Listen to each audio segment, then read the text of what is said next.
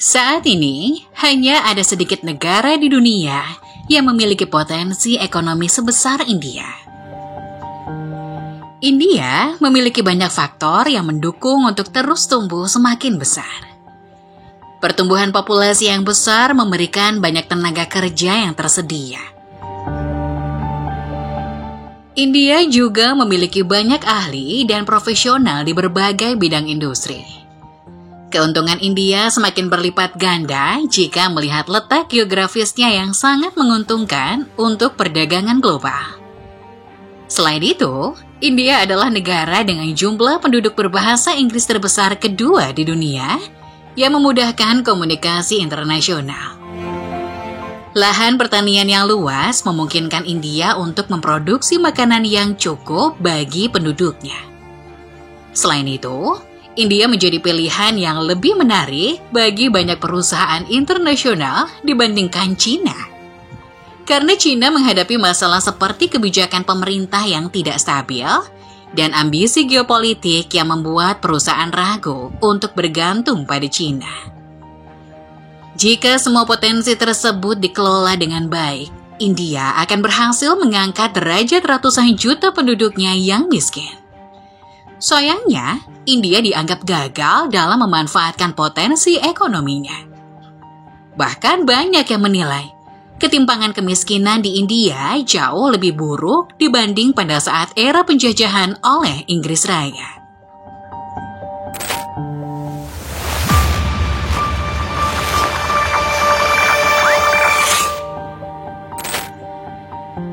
Sebuah penelitian baru dari World Inequality Lab menemukan bahwa kekayaan para miliarder di India saat ini telah menyebabkan kesenjangan pendapatan yang sangat besar di India. Saking jomplangnya, kesenjangan ini sekarang menjadi salah satu yang tertinggi di dunia. Bahkan lebih besar daripada di Amerika Serikat, Brasil, dan Afrika Selatan. Perbedaan antara si kaya dan si miskin di India sangat lebar, sehingga menurut beberapa pengukuran, distribusi pendapatan di India lebih merata pada masa pemerintahan kolonial Inggris dibandingkan sekarang.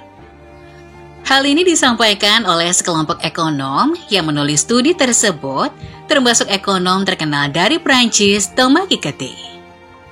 Geolovers, yuk like dulu videonya dan subscribe channel Geography. Jangan lupa nyalain juga loncengnya agar kalian gak ketinggalan update video terbaru dari Geography. Saat ini ada 271 miliarder di India yang merupakan jumlah tertinggi yang pernah ada. Pada tahun 2023 saja, ada 94 miliarder baru yang muncul, menurut daftar orang terkaya dunia dari Hurun Research Institute. Jumlah tersebut lebih banyak daripada miliarder baru di negara manapun kecuali Amerika Serikat. Total kekayaan semua miliarder di India hampir mencapai 1 triliun USD, atau sekitar 7% dari total kekayaan dunia. Bisa kalian lihat pada grafik ini.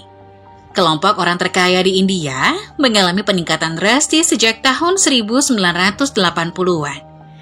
Sementara itu, porsi kekayaan kelas menengah dan kelas bawah semakin menurun.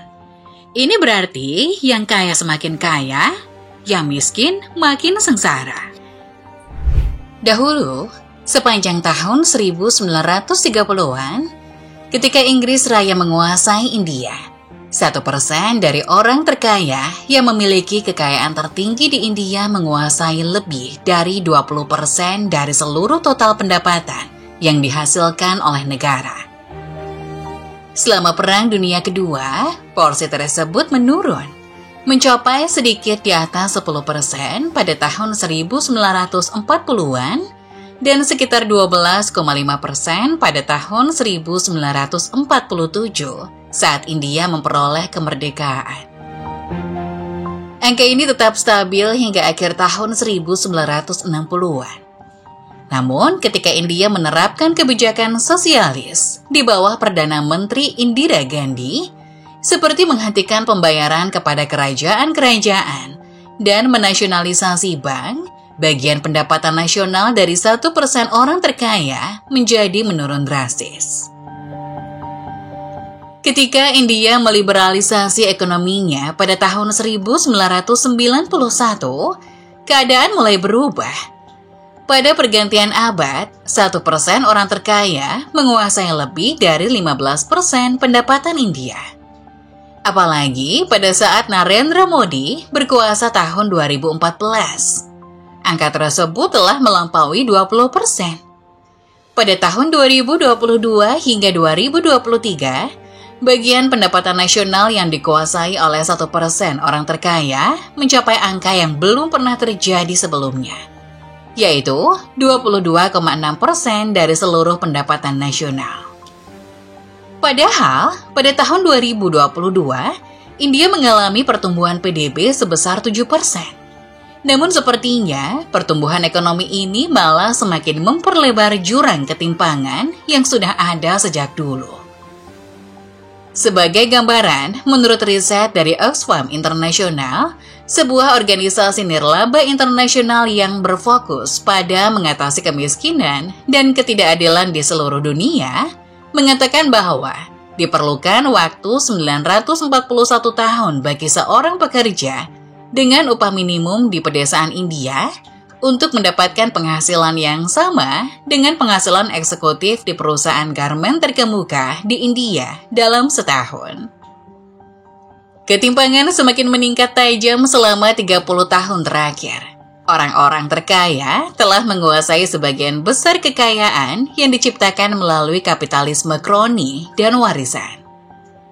Mereka menjadi lebih kaya dengan kecepatan yang jauh lebih cepat, sementara kaum miskin masih berjuang untuk mendapatkan upah minimum dan mengakses pendidikan berkualitas serta layanan kesehatan. Banyak warga India biasa tidak mampu mengakses perawatan kesehatan yang mereka butuhkan. Bayangkan saja, diperkirakan sebanyak 63 juta dari mereka jatuh ke dalam kemiskinan karena biaya perawatan kesehatan setiap tahunnya.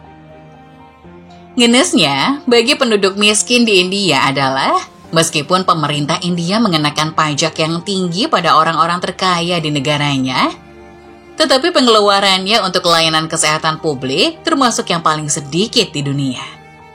Sebagai gantinya, pemerintah malah lebih mendorong sektor kesehatan yang bersifat komersial. Akibatnya, layanan kesehatan yang baik menjadi sesuatu yang mewah dan hanya bisa dinikmati oleh mereka yang mampu membayar.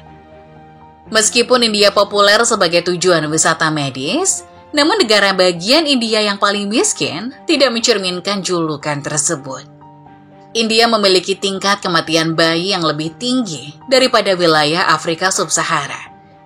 India juga memiliki andil yang besar dalam jumlah kematian ibu di dunia, yakni sebesar 17%, dan kematian anak di bawah 5 tahun sebanyak 21%. Salah satu faktor yang membuat ketimpangan di India semakin melebar adalah pendidikan. Anak-anak India tidak belajar dengan baik untuk menghadapi dunia kecerdasan buatan yang semakin gencar di era saat ini. Bahkan seperempat dari mereka yang berusia 14 hingga 18 tahun tidak dapat membaca teks sederhana dengan lancar, menurut sebuah laporan yang diterbitkan oleh Pratham Foundation. Apalagi adanya peristiwa pandemi COVID-19 dahulu telah memberikan pukulan telak bagi para siswa yang tidak dapat bersekolah selama hampir 2 tahun, dan pemerintah kekurangan dana dalam mengatasi kerugian yang ditimbulkan oleh pandemi. Faktor selanjutnya adalah penciptaan lapangan kerja yang merupakan masalah yang sulit dipecahkan oleh pemerintah India.